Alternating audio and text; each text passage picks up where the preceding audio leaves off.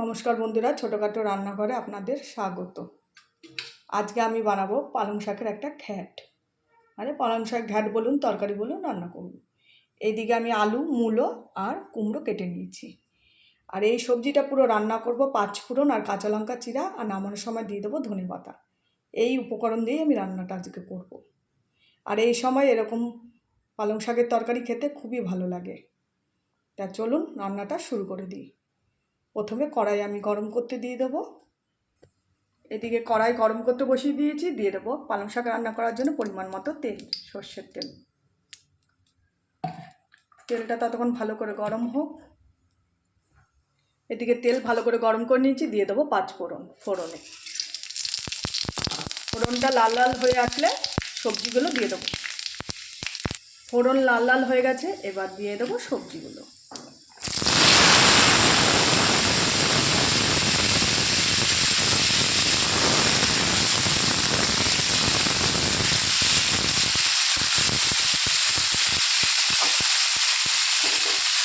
এবার নুন হলুদ দিয়ে হালকা একটু কষিয়ে নেবো, তারপরে পালং শাক দিয়ে দেবো।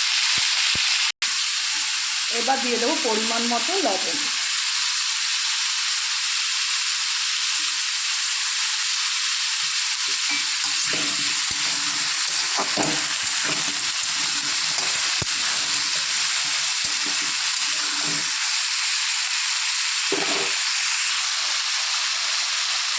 আর দিয়ে দেবো পরিমাণ মতো হলুদের গুঁড়ো।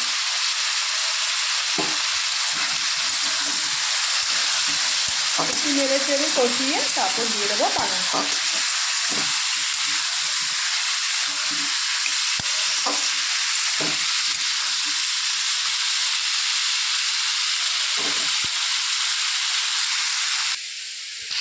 আর এই সময় এরকম পালং শাকের তরকারি খেতে কিন্তু ভালো লাগে, হালকা হালকা ঠান্ডা। আর অনেকেই তো জিরে গুঁড়ো, ধনের গুঁড়ো ভেজে দিয়ে দেন, কিন্তু আজকে আমি কিচ্ছু দেবো না, শুধু পাঁচফোড়ন আর কাঁচা লঙ্কা দিয়ে দেবো।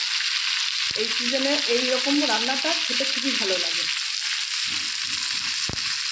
এবার দিয়ে দেবো আমি পালং শাক।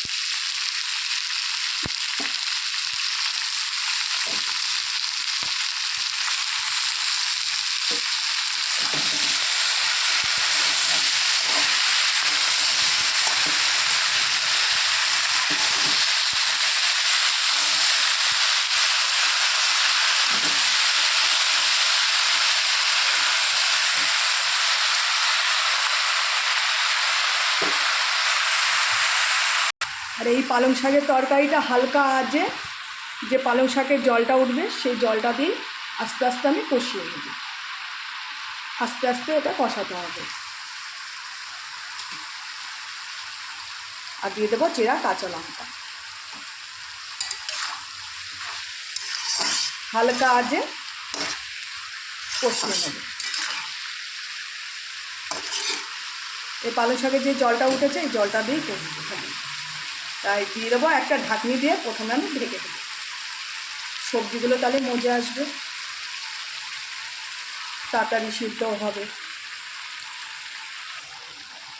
একটা ঢাকনি দিয়ে ঢেকে দেবো হালকা। আর গ্যাসের আগুনটা হালকা করে দেবো, কমিয়ে দেবো।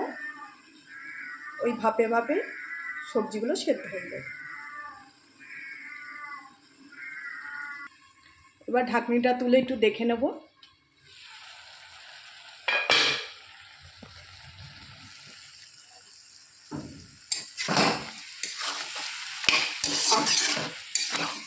দেখুন বন্ধুরা, সবজিগুলো প্রায় মজে এসছে।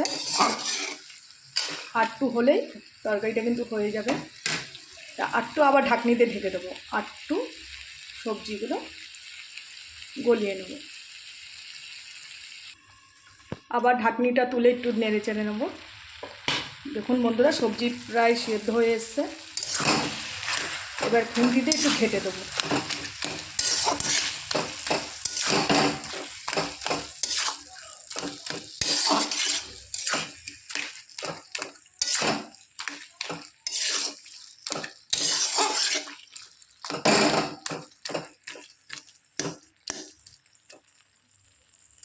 সবজি পুরো সেদ্ধ হয়ে গেছে, এবার দিয়ে দেবো পরিমাণ মতো চিনি।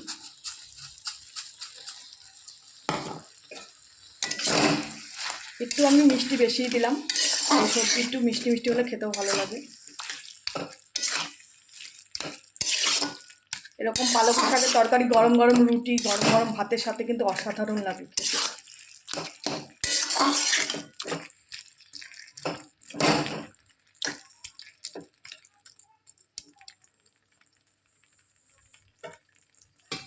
এবার দিয়ে দেবো ধনেপাতা কুচি।